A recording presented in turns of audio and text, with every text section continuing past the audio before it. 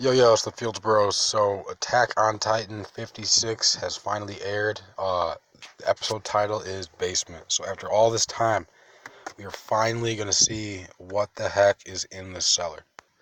And I thought it was good how the episode it was paced kind of slow as they were getting back to their village. Like, they don't just rush straight to the cellar. They kind of take the scenic route walking through their old, area, Shiganshina town.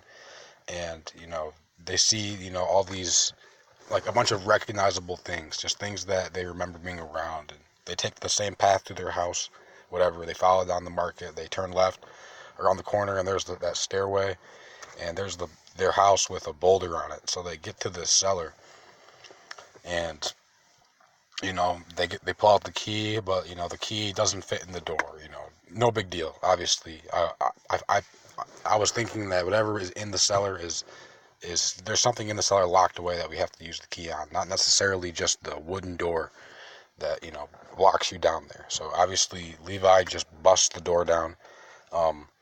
They go in there and they're exploring. They find I think Mikasa finds a little desk or a drawer with a keyhole in it. They insert the key and they find these 3 books. All right, these are 3 books that Aaron's dad left around. They only really look at one of them, but they definitely take them all as evidence. And basically, what this is these books are going to contain information.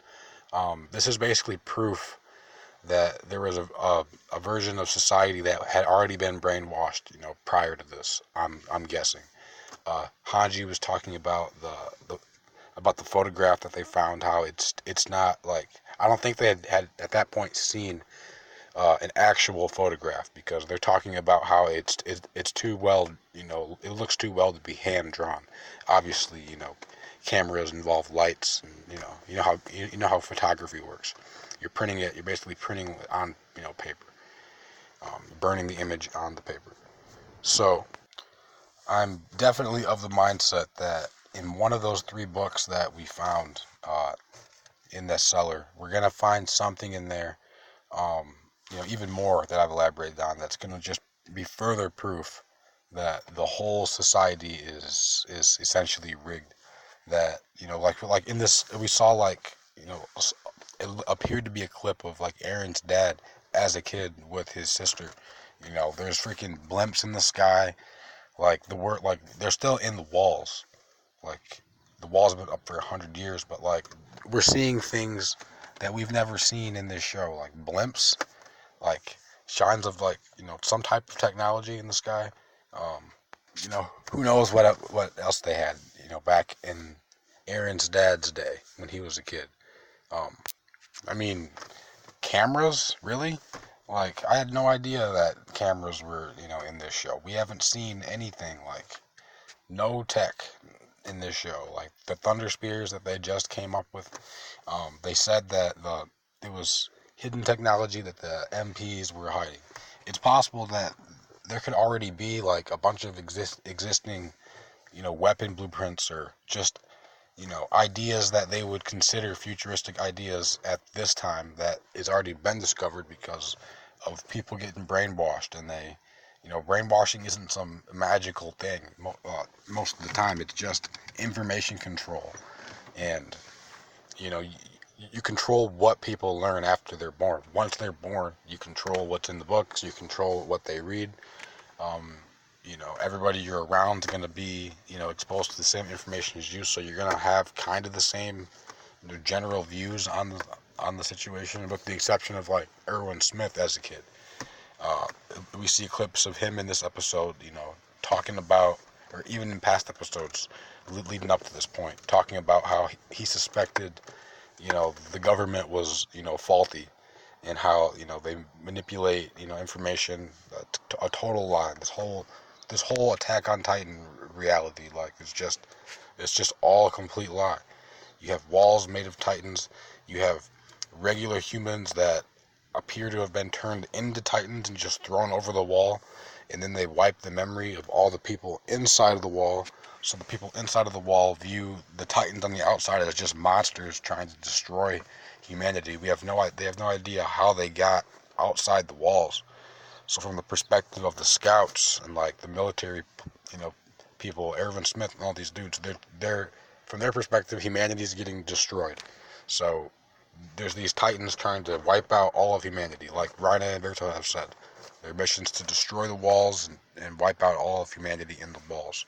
So the natural human reaction, you're going to have a faction of people, like the scouts, are going to be, forced into existence when humanity's being, attacked and assaulted. So it's just a crazy, freaking show. Like, we're finally here in the cellar. Like I said, what's going to be in these 3 books? Like, what else are we going to learn that's, just mind-blowing information? That's the one thing this show does. It just keeps reintroducing, introducing more and more things that, just blow your mind. Is it possible there could be, like, pictures or names of, other Titan shifters that we, could potentially know but not be aware of at this point? Like, perhaps, Aaron's dad's been doing, investigative work for years on this Titan stuff, and, however, I have no idea how Aaron's dad got his power, but it could be, explained in one of these 3 books that we found.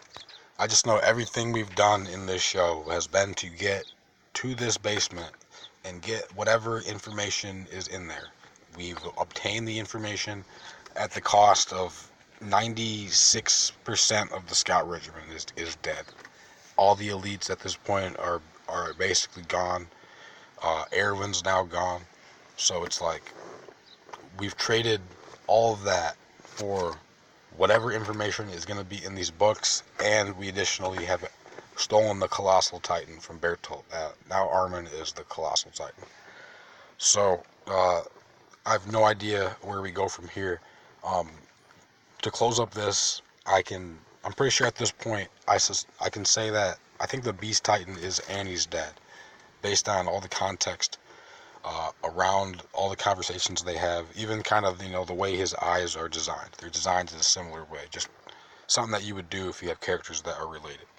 And just things they say, like how he talks about Annie practicing her kicks and whatnot, things that, like, obviously you have to know her to know she's into that stuff.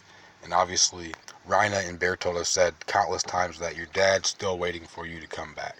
And, like, who else is this Beast Titan supposed to be? He said that, Aaron's dad screwed him over like he screwed over him. So that could be an entire wrench in the Annie's theory, because if this guy is related to Aaron's dad, then that really just destroys that theory. And the age difference is too great between Aaron and this guy to really be, like, related. So maybe it's his dad's brother, perhaps. Who knows? This show just likes to throw you for a twirl. But anyways, nice episode. I'm glad we're finally at this point. We'll see what happens from here. Later.